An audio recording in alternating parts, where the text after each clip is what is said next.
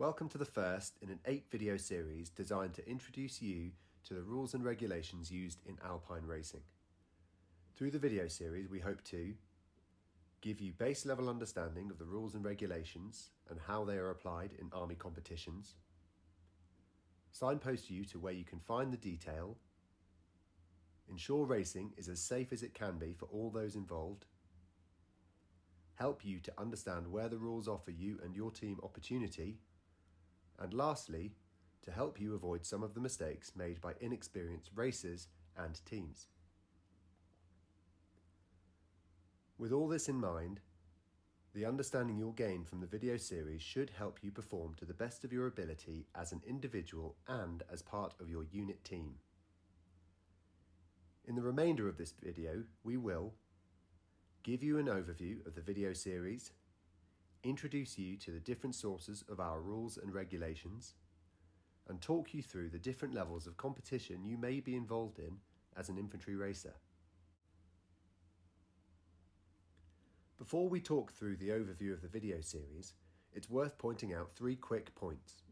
First, alpine skiing, like most other sports, has its own language, jargon and abbreviations. We will try and speak in plain English where possible, or we will introduce you to any jargon we will repeatedly use. It is worth you knowing the key terms. Second, the video package is only an overview. We couldn't possibly cover all the detail of the rules and regulations. Therefore, if you want more detail, please refer to the documents we will signpost, or more simply, approach a member of the committee. We are genuinely here to help. Lastly, you will soon see there is a myriad of rules and regulations. All racers inevitably make mistakes. Please be assured that the committee don't want to go around disqualifying racers. So if in any doubt, we will always give the racer the benefit of the doubt. We will do everything possible to ensure racing is fair for all taking part. The video series has been broken into 8 parts. There is no need to watch them in order, as we have deliberately designed them to be standalone guides. However, if you're a novice racer or a new team captain, there is value in watching them for the first time in series order. In video 2, we overview a championships. This will include the arrival procedure, entering individuals and teams, likely race programs, and the prizes that you will be competing for. In video 3, we talk about the race officials. We'll give you an overview of the race organising committee, its composition, and the roles and responsibilities of each of the individuals. We'll also talk you through the other people you might find on the hill on a race day. In video 4, we get into the crux of how competitions work and talk through a race from getting the plan at the team captains meeting, to inspecting the course, to competing, and finish with the post-race procedures. This is a slightly longer video that will start digging into some of the finer points of the race rules. In video 5, we will talk about the rules particular to the different race disciplines. If video 4 covers the generic points of a race, video 5 covers the nuances of the 4 different race disciplines. Video 6 talks through the equipment regulations, with the 3 key topics being helmets, ski lengths, and back guards. In the penultimate video 7, we delve into timings and calculations. This is essentially the statistics used for creating seeding. It's not the most exciting subject, but it really is important to understand. Lastly, video 8 sums up the package and gives you some top tips from the race committee and ex-racers. Hopefully you find the series useful. We're now going to move on to understanding where the rules and regulations come from. All alpine ski competitions, including those in the army, are conducted in accordance with FIS rules. FIS is the Fédération Internationale de Ski. For alpine racing, the key document is Book 4 of the International Competition Rules, or the ICR. For ease, we will refer to the FIS ICR as the FIS rules in the rest of this video series. Below the FIS rules, there are both British and Army Winter Sports Association competition rules. The AWSA rules may be modified in order to ensure that the ethos of Army ski competitions remains based on team racing. All AWSA rules are ratified by the AGM of the AWSA. As an infantry racer and team, there are multiple levels of competition you may take part in. It is worth understanding the calendar of competitions to understand why we train and race at the Infantry Championships. Exercise Frosted Blade is the Infantry Alpine Ski Camp and Championships. It's designed to train us to be racers before then competing against other infantry units to be the infantry champions. It also prepares teams for future competitions.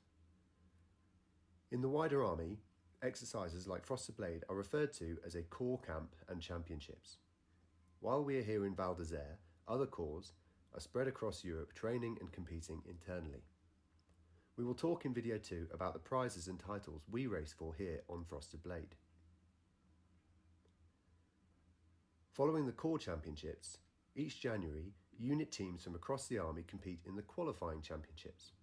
You may hear them referred to by their old names of the divs or the regionals.